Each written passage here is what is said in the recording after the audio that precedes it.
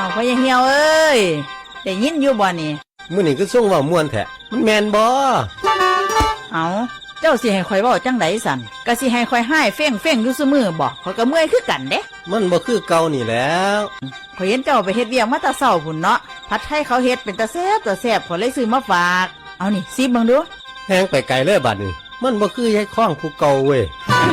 อันว่าอยู่เดี๋ยวนี้ข่อยบ่ได้แกล้งเฮ็ดได้พ่อใหญ่เหี่ยวข่อยให้แต่คนหลายข่อยเมื่อยนั่นแล้ว